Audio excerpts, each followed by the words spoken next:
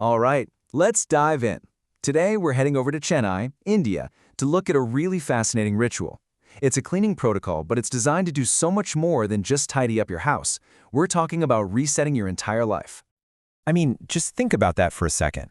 We've all heard of spring cleaning, right? But what if you could take that same energy and apply it not just to dust and clutter, but to your community, your conversations, and even your whole culture? That's the huge idea we're going to unpack today. So what in the world is Chennai Osoji?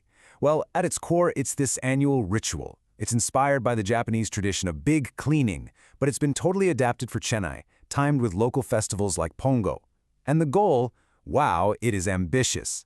It's about cleansing everything from our physical spaces to our civic habits, all the way to our intellectual debates and cultural traditions. It really is a total reset. And this image here illustrates perfectly how it all works. The whole thing is built on 4 interconnected layers. It starts with the most personal, your own home, and then it expands outward, kind of like a ripple in a pond, touching your community, your conversations, and finally your culture. Each layer just naturally builds on the one before it. So, let's get into the first layer of this reset. It all kicks off in the most tangible place you can imagine, the physical world that we can actually see, touch, and change ourselves. And it makes so much sense, right? Where else could a deep, meaningful reset possibly begin but right here, in our own homes? This is the absolute foundation for everything else that's going to follow. It's all about getting control of your immediate environment first. Now, here's what I find so cool about this. It connects the physical to the digital. You've got the practical stuff, of course, descaling taps, deep cleaning surfaces, decluttering closets. But look at that last point, a digital detox. It actually treats things like unused apps, old group chats, and even misinformation as a kind of digital clutter that you need to clean out. How smart is that? So once your own house is in order, that energy, the feeling of renewal just naturally flows outward. You start to want that same sense of clarity in the world right outside your front door. It's a natural next step. The community reset is really all about shared responsibility. This isn't about sitting back and waiting for someone else to fix things. Nope. It's about organizing street cleanups, checking on local infrastructure like drainage, and even repainting shared walls. It's a very hands-on way to bring back a sense of civic dignity. Okay, so we've reset our homes and our streets. But Chennai Osoji doesn't stop with the physical stuff. The next 2 layers go way deeper.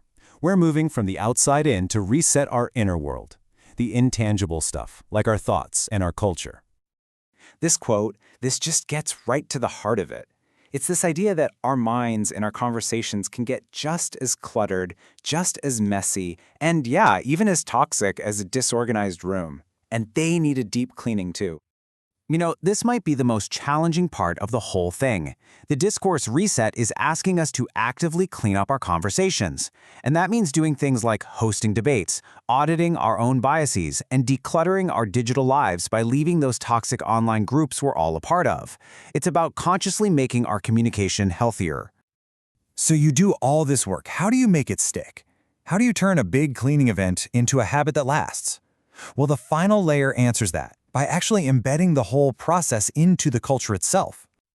This is the genius of it. You make it a tradition. You tie the cleaning to festivals people already love. You turn it into a celebration with community art like kolam competitions, which is this beautiful traditional art form using rice flour. You take care of shared cultural landmarks together and use stories to reinforce the whole message. It literally turns a chore into a meaningful, shared ritual. So we've walked through the 4 layers, all the way from our homes to our culture. Now let's just zoom out for a second and tie it all together to really get the core philosophy that drives this incredible cycle of renewal. This slide just captures the whole journey beautifully. The original idea describes this as a transition, like moving through a rainbow. You start with the noise and chaos of clutter, and that's physical, digital, and intellectual clutter, and you move toward this state of mindful renewal and focus. That's the end goal, clarity. And at the end of the day, that's what Chennai Osoji is really all about.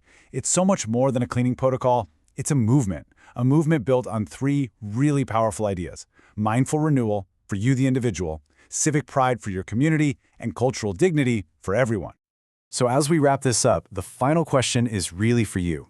This whole framework is such a powerful model for renewal that starts small and grows into something huge. So if you look at your own life, your home, your habits, your community, what's the one thing you would want to reset first?